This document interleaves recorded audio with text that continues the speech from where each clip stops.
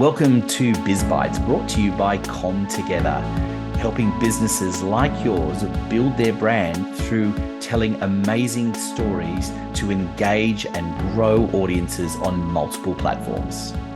Well, hello everyone, and welcome to a new episode of Biz Bites. And the guest that I have with me today, it's lovely to have her on the show. And it's based on a very strange story, in a sense that the person who introduced us, I met randomly, it seemed, at an airport a little while ago. And he's connected me with a few people. And whilst he's gone back to the United States, our guest today, Vickie, is not in the United States. She's based in Australia. Vickie, welcome to the program. Thanks, Anthony. Hi, everyone. I'm so glad to be here. And what we like to do as we start the program off is to get you to introduce yourself to the audience. If you want to tell them a little bit about who you are and the background of the business businesses that you're running at the moment. Yeah, well, this is a long story, but I'll cut it short. Me, myself, as always, as an artist and designer background. So I started since when I was 13, 14. And even when I was younger, I always liked to redesign things. I just felt things around me is not pretty enough. And I just wanted to make it better. So as I grew older and I start to do a lot of designing and learning like artwork. And then that's how I discover, okay, industry design seems like a right fit. So when I, go into the uni. I went to the States for a partial of my undergrad and also Master of Fine Arts. So from there, I learned a lot of, very advanced like design skills. I was in one of the top art school in San Francisco. And that time, the vibe was really good, was all, the Facebook, Google and Uber and everything start to rises. So from there, we study from Apple a lot. But anyway, from there, I guess after I graduate, I start to do some design work. But then as I go into the job, I realize, because I always go with my boss, like ex-boss, to do, go to a lot of meetings, like business meetings. At that time, I was managing a lot of private labels for like supermarket. So if he finds like, because my English skill, first of all, it's good, and my negotiation skill, so excel. So from there, actually, step out, like doing more business rather than, as a designer in front of my computer, because I realized business actually attract me more. It shows express more about myself.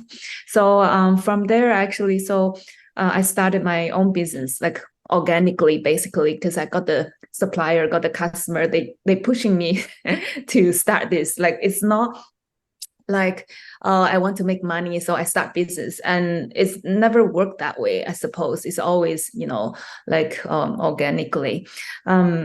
So 6 months into my business, I actually made a mistake. So I lost like $300,000 to a supplier. Like, he never supplied me the stock, and he just took the money, because obviously, as a woman, in business, that's it's really difficult. And I was young at that time, and I've the supplier, he's really old. I think he's just con artist, like in the community. And so I went to, lawyers and police and everything, like just everything that's possible, like trying to get the money back. And I realized like nobody actually can help. The police would say, oh, this is a commercial case, not criminal. So it pushed me to the lawyer, and I met a lot of lawyers, and basically all they want is to scam more money, like rather than to really help you. They can't guarantee anything. So then I realized, oh, wow. I didn't study commercial law here, but I just truly learned a lot from, how you have to be careful, like in doing business, like, having a legal document doesn't mean like you can do a legal business. People can just run away, not paying, like not delivering anything. and they can just get away with it. Even at the end, we liquidate his business, but then there's no money already. So, but anyway, from there, that time, I guess I just feel like, you're on the ground bleeding, and you want a hand, to reach out to you, to help you, to get you up so bad. But then all you get is just one more step from everybody else. I was so shocked at that time. I thought like I didn't even get any help, but just to make it worse. So from there, I guess I just start to think, is business really for me? And can I really, do this?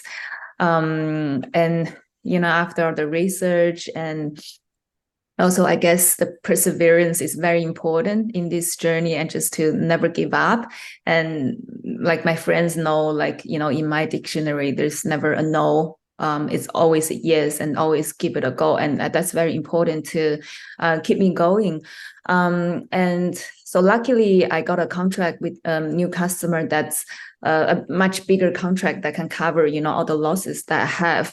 So I managed to continue the business, but the journey was, quite difficult. So from there, as the business going like upwards after, and beauty has always been my passion. So I always wanted to do something related to beauty. So I actually went back to the States, and I went back to the business school. So in there, so we had a team that I developed this sustainable luxury beauty line from there, because that was my inspirations. Every time I throw out, my bottles, like shampoo bottles, my body wash bottles, I just feel it's such a nice, pretty bottle, and it's a waste to just throw them away. So is there a way, I can reduce the plastic waste to reuse these pretty bottles? And sustainability is huge in the States. And that time, I think it's still a little bit weak in Australia. Because with my background, I always like to do something more advanced and with new technology. So I developed this new luxury sustainable crystal body wash line, which the customer can reuse this bottle, and then they only need to refill with the crystal body wash afterwards. So not only the sustainability side of it is the highlight, but also, we're putting a lot of thoughts in the product itself, the formulation. I want to make sure the product itself it's good, because ultimately, you have to love yourself first before you love the earth, because that's the consumer psychology. Like, people has to love the product first. So we add a lot of premium ingredients such as marine collagen, vitamin E. There's a lot of anti-aging benefits, and also hydration, radiance to leave your skin soft, like silky smooth after you wash. And it's also pretty in the bathroom. I suppose that's the unique market position for our brands, because most sustainable brands on the market, it's quite plain and they quite earthy color. But for us, we want to create something, luxury feel. So people don't want to get their hands off, and they want to keep using it. So that's how we get here today. It's very interesting that it's very interesting that space, because I know exactly what you mean, that the tendency has been in sustainable products to be bare bones in the way they present themselves, that they're almost assuming that the market that is interested in that kind of sustainability wants things to be less in terms of the way they present themselves, to be that basic thing. Yes. And yet that fights fundamentally Correct. the idea of that principle that you talked about in terms of, loving yourself first before, and you need to do that. You need to feel good. You want people to feel good with it, not just because it's sustainable. Yeah, especially after COVID, as I actually went into the research, the body wash sales actually went up 194% compared to pre-COVID because people, I guess, more conscious with the hygiene and they wash more. And self-love because, 2 years staying at home and just form a new sort of lifestyle. Like people just take more time to love themselves. So that's why I create this crystal kind of idea that, represent like self-love because a lot of people, it's a big fan on the crystals. They collect them. And I just want the customer when they use it and it reminds them, yeah. So what it is like, how much you need to love yourself first, before anything else. Yeah, it is a really important principle to be able to capture that in terms of a marketing sense, because you need to stand out in the marketplace, and sustainability is one element. Looking pretty in terms of the packaging and everything is another. But also the important part is the ultimately is still the product itself, right? You can have the best looking packaging in the world and the best, kind of story around it. But at the end of the day, if the product isn't delivering, then that's a problem. And I think in your particular market, having a point of difference in the product itself is also critical, isn't it? Oh, yes. Yeah, definitely. Yes. I think um, long-lasting product has to be good in itself first. Yeah, no matter, how pretty they look like, especially at the repurchase rate, I suppose, like the return customer rate.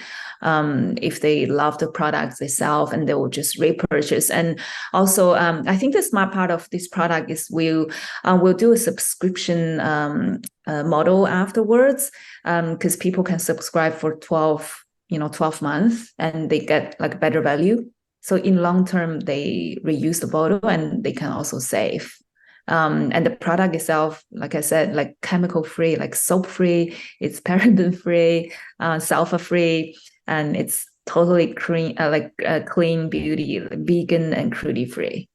So it's also safe for It's ticking all child. those boxes, and I love the subscription model as well because I know that there's nothing more frustrating than having something where you can get a refill for it, and rather than rebuying the entire thing, and you go to the supermarket Yes, or wherever you're purchasing from, and there's none of the refills available, and you find yourself buying the whole thing all over again.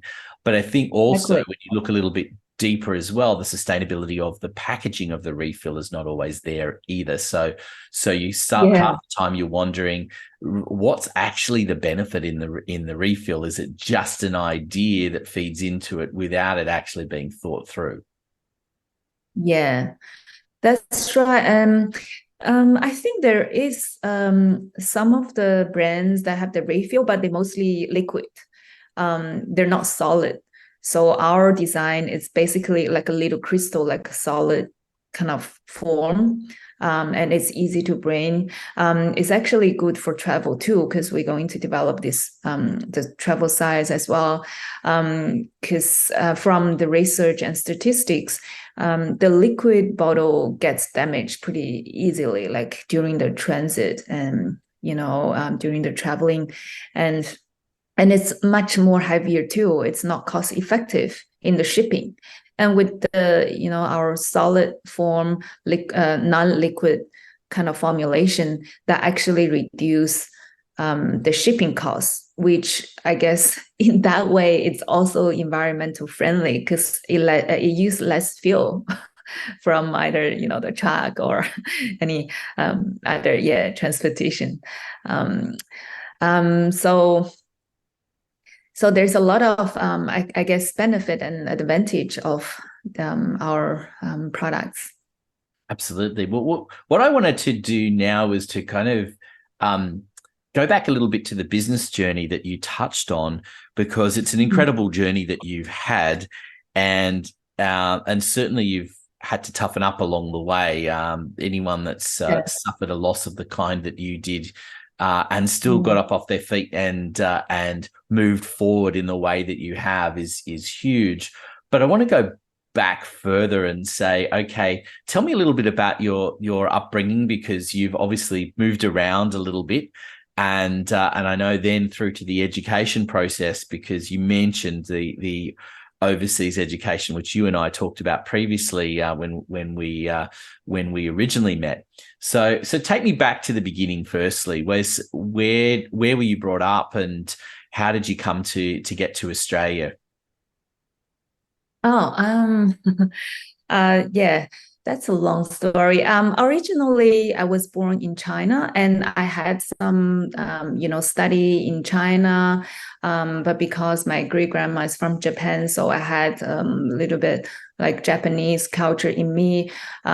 So I used to speak like three languages, like Korean, Japanese, and Chinese. So I stayed in Japan for a few years too when I was younger.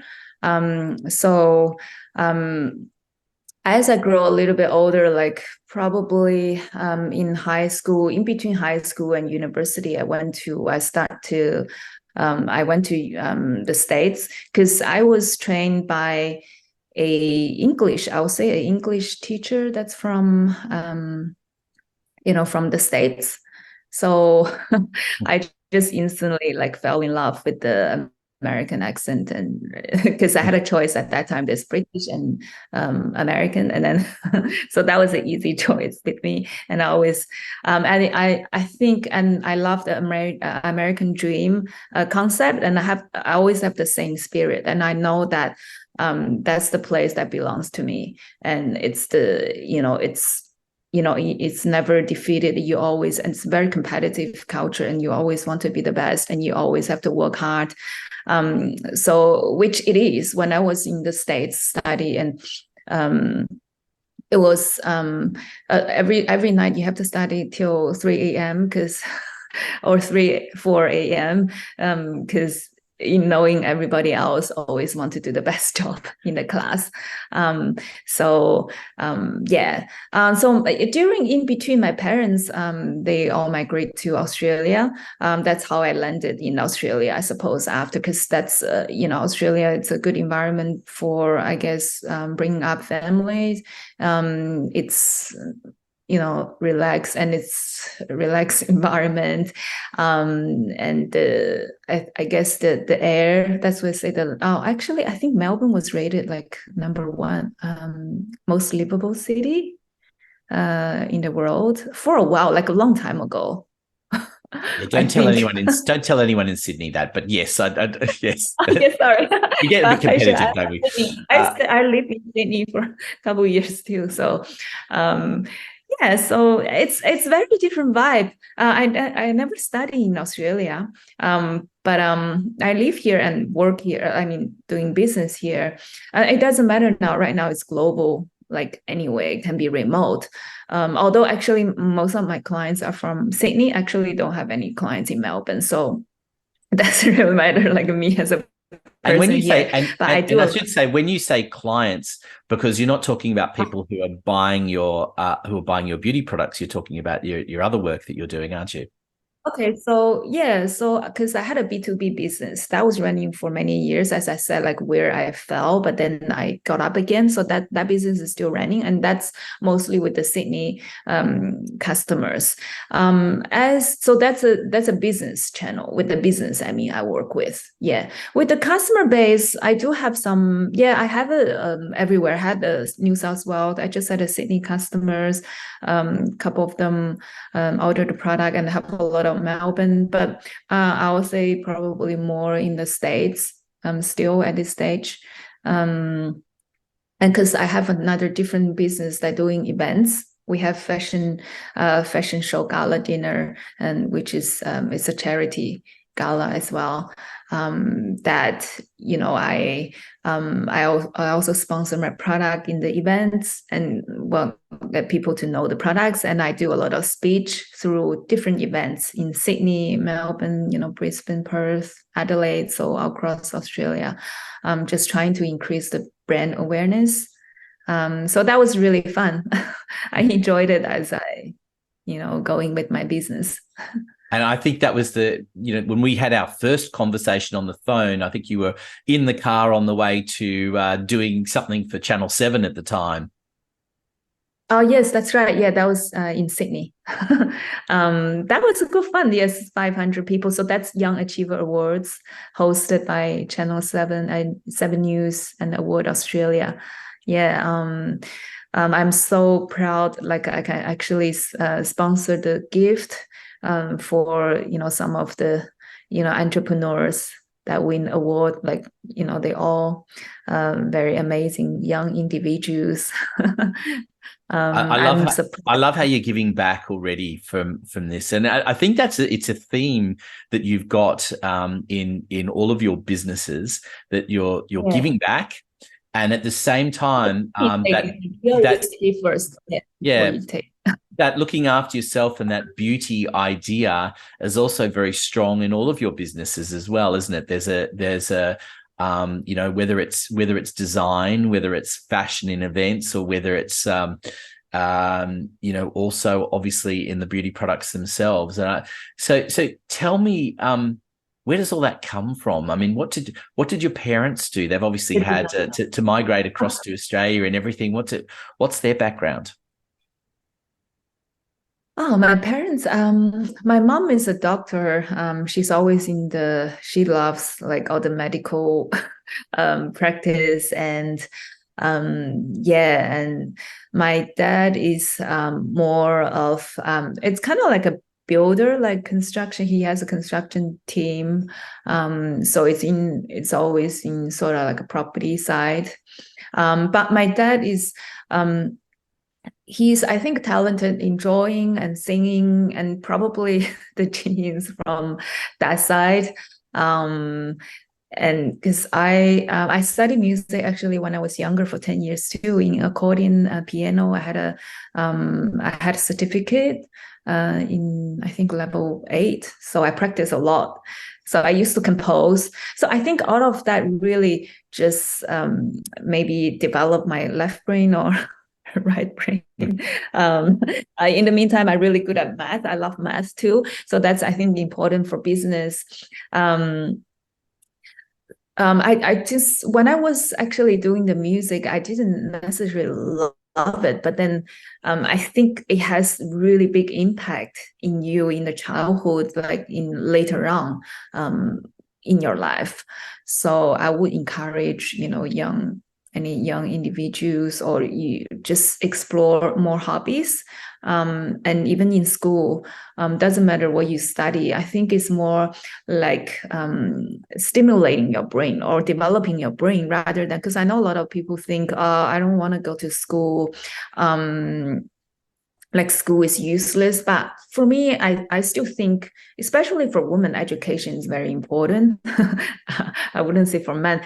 I think in a way, you don't have to completely complete it if you have like a better ideas, but from, to start with, it's a good foundation.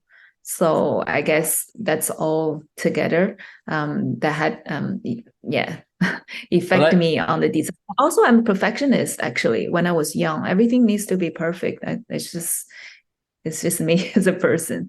Well, And I think talk about design. you've got a good set of things that have made you focus over the years, clearly, because you're going from, you've got that even in music, and to get to the level that you did, that idea of practicing and having to put the dedication in, and that's obviously played Yep. through into your studying career as well. And I just wanted to, we kind of skipped Yeah, over it a little bit, but absolutely. that decision to go and study in the US is a big decision, because first of all, your family's not with you, and which can be a good and a Yes, bad yeah. thing. And then it's and but I think it's worth noting that you went to the States to try and get degrees from where you thought the best education you could get. Mm-hmm. Yes, I would say US still have the best education system.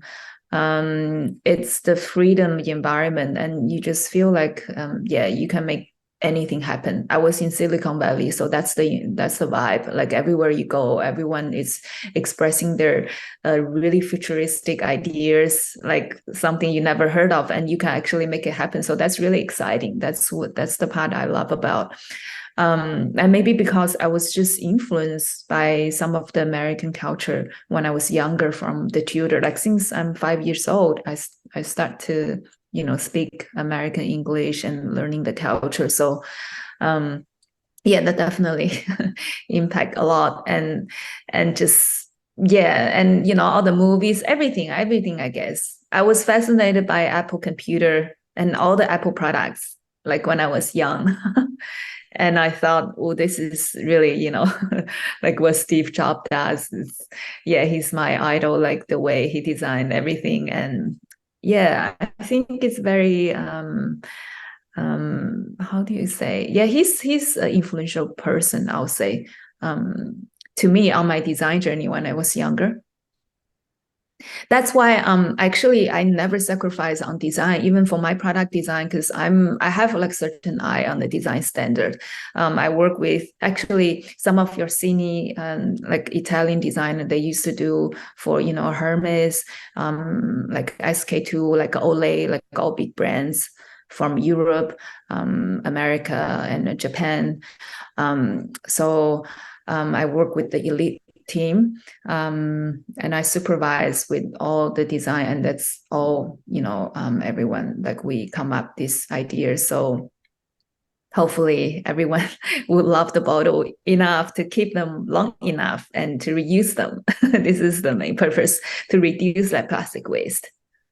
Yeah, well, that's is definitely the key, and I love that all of this is an innovative approach, and it must have being in that Silicon Valley environment must have been huge. What was the degree you've ended up with? I had a Master of Fine Arts in San Francisco. Yeah. Which is really So interesting because as you said, you really enjoyed maths, and yet you've got this kind of opposite side of things because you're very much about design and innovation, which almost fights with that. Like there aren't many people that play both sides of the fence, really.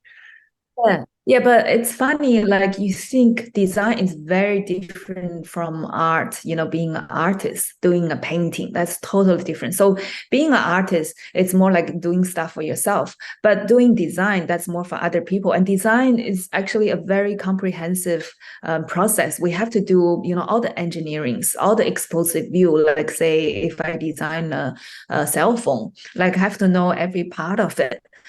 And it's very important too with math and engineering background, which actually that was half built in because you have to know that.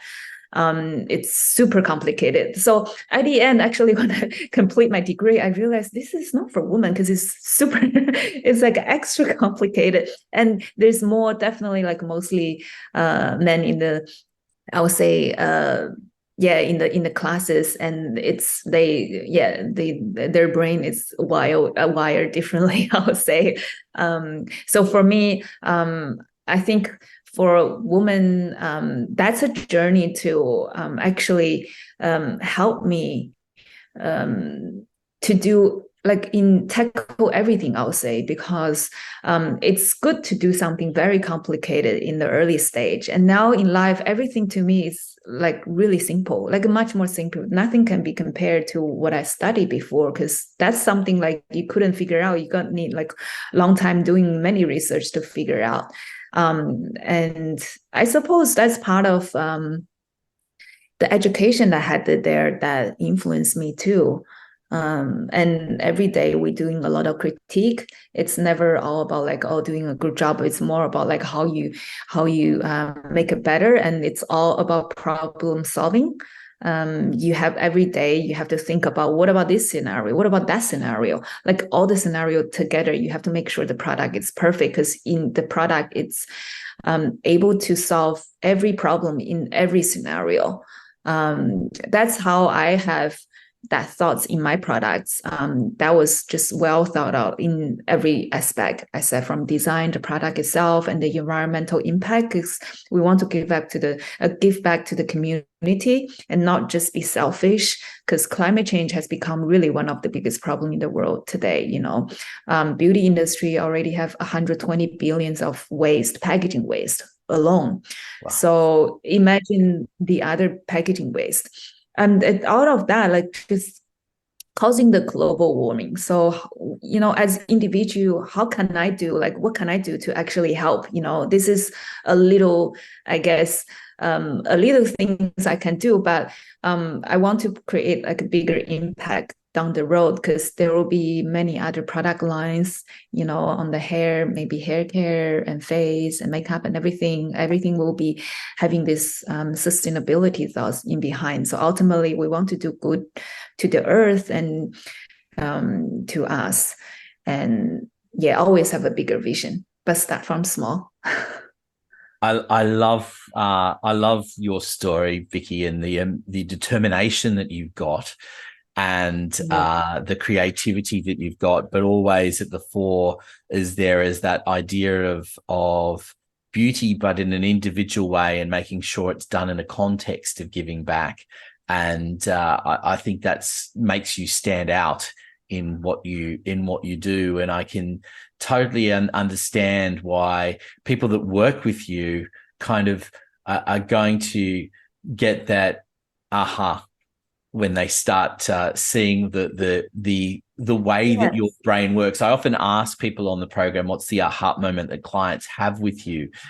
But I think it's kind of obvious with you that the aha moment comes when they start working with you and realize that it's not just a one-dimensional, here's a design, or here's an event. No. It's or here's a beauty product. There's a lot more to it that's going on, and I encourage people to delve into the products that you offer, and as we always do, we'll provide information in the show notes for people to get in contact with you, and to particularly to get in touch regarding the beauty products, because I think it's going to be a brand that people are going to hear about as it continues to grow, because it's such a fantastic offer and a great segment of the market, and I think anyone listening will understand that. So I just wanted to finish by saying thank you so much for being part of the BizBytes program. It's been an absolute pleasure having you on. Thank you so much, Anthony, for having me. I'm really excited to introduce myself and the product, and I think there's a lot of inspirational material from our conversation as well. And just like everything, I guess beauty, it's always inside out. It's never just outside and inside, and inner beauty and outer beauty is both important. So that's what creates Amano Beauty, I'll say. So you should check amanobeauty.com and learn more about the products and absolutely how to live. Absolutely. I totally hear you. I love that whole idea and what you talk about, and again, we'll include all of that information for people to be able to capture that.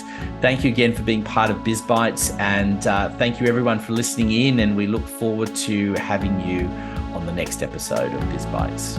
BizBytes is brought to you by ComTogether for all your marketing needs, so you can build your brand, engage audiences on multiple platforms. Go to comtogether.com.au, follow the links to book an appointment for a free consultation.